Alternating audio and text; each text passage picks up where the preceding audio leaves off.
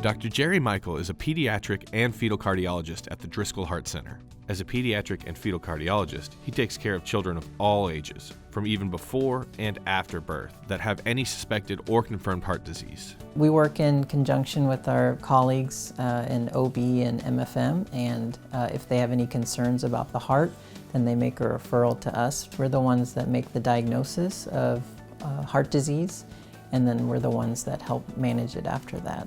Dr. Michael is a Texan through and through. He was born and raised in Fort Worth.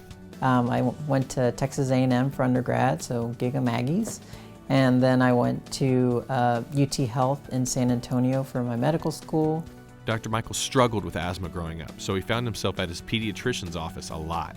There is where he began to build a passion for helping others. I feel energized and happy whenever I'm around kids.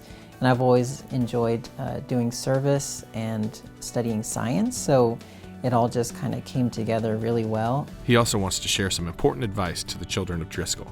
It's important to dream big. I firmly believe that anyone with a lot of determination and hard work, you can achieve things that you might never have imagined for yourself. So I think it's important to set your goals high and to just keep pushing for them until you get there.